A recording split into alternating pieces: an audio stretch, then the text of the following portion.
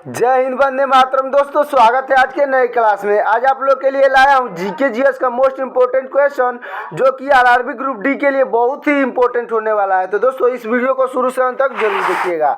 तो चलिए शुरू करते हैं दोस्तों अपने जीके जीएस के क्वेश्चन को। तो दोस्तों हमारा पहला क्वेश्चन है, पुलवामा आतंकी हमला किस दिन हुआ था। दोस्तों पुलवामा आतंकी हमला किस दिन हुआ था, तो आपके सही ऑप्शन हो जाएंगे ऑप्शन नंबर बी, यानी कि 14 फरवरी 2019 को हुआ था। दोस्तों पुलवामा आतंकी हमला 14 फरवरी 2019 में हुआ था। चलते हैं अगले प्रश्न की ओर। दोस्तों हमारा अगला प्रश्न है, वर्तमान में अमेरिका का राज्य अलास्का पहले किस देश के अधीन था। दोस्तों वर्तमान में अमेरिका का राज्य अलास्का पहले किस देश के अधीन था, तो आपके सही ऑप्शन हो जाएंगे ऑप्शन नंबर सी, यानी कि रूस के अधीन था। दोस्तों जो अलास्का है वो रूस के अधीन था। चलते हैं अगले प्रश्न की ओर।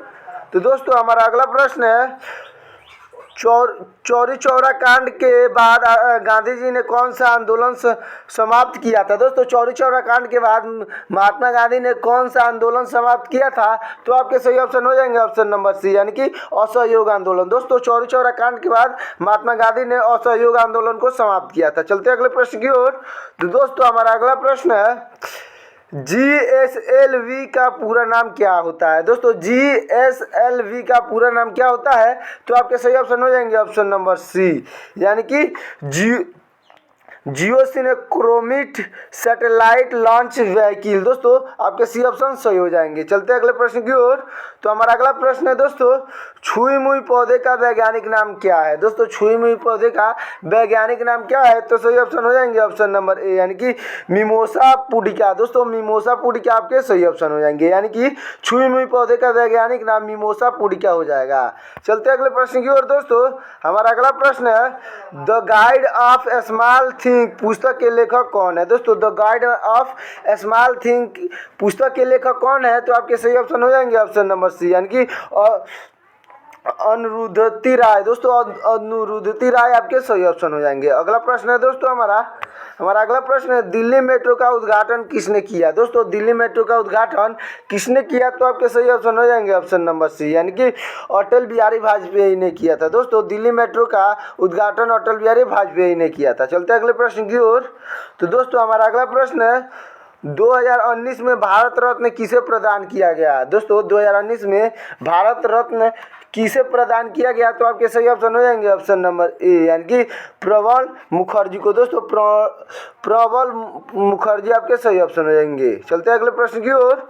तो दोस्तों हमारा अगला प्रश्न है, मुंबई स्थित होटल ताज का निर्माण किसने करवाया था। दोस्तों मुंबई स्थित होटल ताज का निर्माण किसने करवाया था, तो आपके सही ऑप्शन हो जाएंगे ऑप्शन नंबर सी, यानी कि जमशेदजी टाटा। दोस्तों जमशेदजी टाटा आपके सही ऑप्शन हो जाएंगे। तो दोस्तों हमारा अगला प्रश्न है, दादर और नागर हवेली की मुख्य नदी कौन सी है। दोस्तों दादर और नागर हवेली का मुख्य नदी कौन सी हो जाएगी, तो आपके सही ऑप्शन हो जाएंगे ऑप्शन नंबर बी, यानी कि दमन गंगा। दोस्तों दमन गंगा आपके सही ऑप्शन हो जाएंगे। दोस्तों हमारा अगला प्रश्न है, प्रोजेक्ट 1973 के तहत पहला टाइगर रिजर्व कौन सा घोषित हुआ। दोस्तों प्रोजेक्ट 1973 के तहत पहला टाइगर रिजर्व कौन सा घोषित हुआ, तो आपके सही ऑप्शन हो जाएंगे ऑप्शन नंबर बी, यानी कि कॉर्बेट नेशनल पार्क। दोस्तों कॉर्बेट नेशनल पार्क घोषित हुआ था। चलते हैं अगले प्रश्न की ओर। तो दोस्तों हमारा अगला प्रश्न है, OCR का पूरा फुल फॉर्म क्या होता है। दोस्तों OCR का फुल फॉर्म क्या होता है, तो आपके सही ऑप्शन हो जाएंगे ऑप्शन नंबर ए, यानी कि ऑप्टिकल कैरेक्टर रिकॉग्नाइजेशन। दोस्तों ऑप्टिकल कैरेक्टर रिकॉग्नाइजेशन आपके सही ऑप्शन हो जाएंगे। तो दोस्तों चलते हैं अगले प्रश्न की ओर। हमारा अगला प्रश्न है, भद्रा वन्यजीव अभयारण्य किस राज्य में है। दोस्तों भद्रा वन्यजीव अभयारण्य किस राज्य में है, तो आपके सही ऑप्शन हो जाएंगे ऑप्शन नंबर सी, यानी कि कर्नाटक में है। दोस्तों कर्नाटक आपके सही ऑप्शन हो जाएंगे। हमारा अगला प्रश्न है, दांडी मार्च कब हुआ था। दोस्तों दांडी मार्च कब हुआ था, तो आपके सही ऑप्शन हो जाएंगे ऑप्शन नंबर सी, यानी कि 1930 में हुआ था। दोस्तों दांडी मार्च 1930 में हुआ था। अगला प्रश्न है दोस्तों हमारा, अफ्रीका की कौन सी नदी मकर रेखा को 2 बार काटती है। दोस्तों अफ्रीका की कौन सी नदी है जो मकर रेखा को 2 बार काटती है, तो आपके सही ऑप्शन हो जाएंगे ऑप्शन नंबर डी, यानी कि जम्बेजी नदी। दोस्तों जम्बेजी नदी है वो मकर रेखा को 2 बार काटती है। चलते हैं अगले प्रश्न की ओर।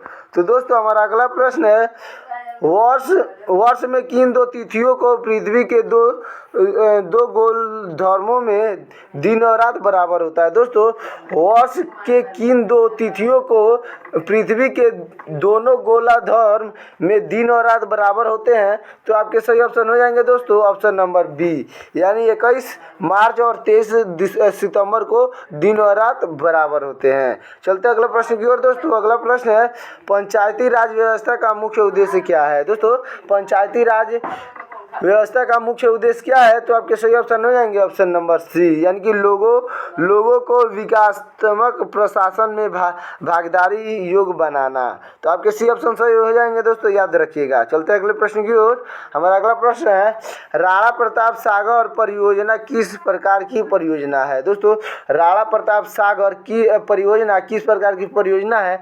तो आपके सही ऑप्शन हो जाएंगे ऑप्शन नंबर ए, यानी कि पन बिजली परियोजना। दोस्तों, पन बिजली परियोजना आपके सही ऑप्शन हो जाएंगे। चलते हैं अगले प्रश्न की ओर।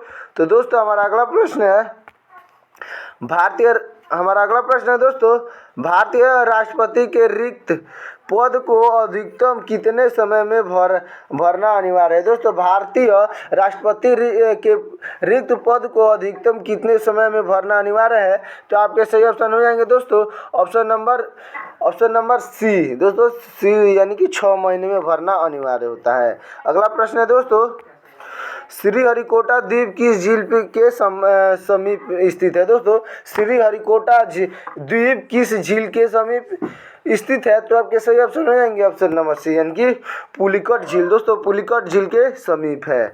चलते अगले प्रश्न की ओर। हमारा अगला प्रश्न है भारत में प्रांतीय स्तर पर दैव शासन की शुरुआत किस सुधार से हुई थी? दोस्तों, भारत में प्रांतीय स्तर पर वैध शासन की शुरुआत किस सुधार पे हुई थी? तो आपके सही ऑप्शन हो जाएंगे ऑप्शन नंबर बी, यानी कि मांट्यूट चैम्फोर्ड सुधार। दोस्तों, मांट्यूट चैम्फोर्ड सुधार के तहत हुई थी। चलते अगले प्रश्न की ओर। हमारा अगला प्रश्न है दोस्तों, पूना पैक्ट 1932 पर किन दो नेताओं के हस्ताक्षर किए गए? दोस्तों, पूना पैक्ट 1932 पर किन दो नेताओं के हस्ताक्षर किए गए? तो आपके सही ऑप्शन हो जाएंगे दोस्तों ऑप्शन नंबर सी, यानी कि गांधी जी और अंबेडकर साहब के सिग्नेचर किए गए। चलते अगले प्रश्न की ओर। हमारा अगला प्रश्न है ब्रिटिश हाउस ऑफ कॉमन्स का चुनाव लड़ने वाला प्रथम भारतीय कौन थे? दोस्तों, ब्रिटिश हाउस ऑफ कॉमन्स का चुनाव लड़ने वाले प्रथम 2 भारतीय कौन थे? तो आपके सही ऑप्शन हो जाएंगे ऑप्शन नंबर सी, यानी कि दादा भाई नौरोजी। दोस्तों, दादा भाई नौरोजी आपके सही ऑप्शन हो जाएंगे। अगला प्रश्न है दोस्तों, अगला प्रश्न हमारा गदर आंदोलन की स्थापना किसने की थी? दोस्तों, गदर आंदोलन की स्थापना किसने की थी? तो आपके सही ऑप्शन हो जाएंगे ऑप्शन नंबर बी, यानी कि लाला हरदयाल। दोस्तों, लाला हरदयाल ने की थी। गदर आंदोलन की स्थापना लाला हरदयाल ने की थी। चलते अगले प्रश्न की ओर। हमारा अगला प्रश्न है पुस्तक ऑन हैप्पी इंडिया के लेखक कौन है? दोस्तों, पुस्तक ऑन हैप्पी इंडिया के लेखक कौन है? तो आपके सही ऑप्शन हो जाएंगे ऑप्शन नंबर सी, यानी कि लाला लाजपत राय। दोस्तों, लाला लाजपत राय सही ऑप्शन हो जाएंगे। अगला हमारा प्रश्न है प्राकृतिक में पाए जाने वाले सभी एंजाइम किस प्रकार के होते हैं? दोस्तों, प्राकृतिक में पाए जाने वाले सभी एंजाइम किस प्रकार के होते हैं? तो आपके सही ऑप्शन हो जाएंगे दोस्तों ऑप्शन नंबर बी, यानी कि प्रोटीनियस। दोस्तों, प्रोटीनियस होते हैं, जितने भी एंजाइम पाए जाते हैं उसमें प्रोटीन पाए जाते हैं। अगला प्रश्न हमारा खिलाफत आंदोलन को किसने समर्थन दिया था? दोस्तों, खिलाफत आंदोलन को किसने समर्थन दिया था? तो आपके सही ऑप्शन हो जाएंगे ऑप्शन नंबर बी, यानी कि महात्मा गांधी ने समर्थन दिया था। दोस्तों, खिलाफत आंदोलन को महात्मा गांधी ने समर्थन दिया था। हमारा अगला प्रश्न है सूरत अधिवेशन 1907 के अध्यक्ष कौन थे? दोस्तों, सूरत अधिवेशन 1907 के अध्यक्ष कौन थे? तो आपके सही ऑप्शन हो जाएंगे ऑप्शन नंबर सी, यानी कि राम बिहारी बोस। दोस्तों, राम बिहारी बोस आपके सही ऑप्शन हो जाएंगे। चलते हैं अगले प्रश्न की ओर। हमारा अगला प्रश्न है दोस्तों अकबर के दरबार में 2 प्रमुख मुस्लिम नवरत्न कौन थे? दोस्तों, अकबर के दरबार में 2 प्रमुख मुस्लिम नवरत्न कौन थे? तो आपके सही ऑप्शन हो जाएंगे दोस्तों ऑप्शन नंबर बी, यानी कि अबुल फजल और फैजी। दोस्तों, अबुल फजल और फैजी अकबर के 2 मुस्लिम नवरत्न थे। चलते अगले प्रश्न की ओर। तो दोस्तों, हमारा अगला प्रश्न है अकबर ने जजिया कर किस वर्ष समाप्त किया था? दोस्तों अकबर ने जजिया कर किस वर्ष समाप्त किया था? तो सही ऑप्शन हो जाएंगे ऑप्शन नंबर सी, यानी कि 1564 में समाप्त किया था। तो दोस्तों ये वीडियो कैसा लगे कमेंट में ज़रूर बताएं, और साथ ही साथ ये भी बताएं कि आपको कितना आंसर आपको पहले से पता था। और वीडियो को लाइक नहीं किए हैं तो वीडियो को लाइक करके चैनल को सब्सक्राइब कर दीजिएगा। तो मिलते हैं किसी और वीडियो में, तब तक के लिए जय हिंद।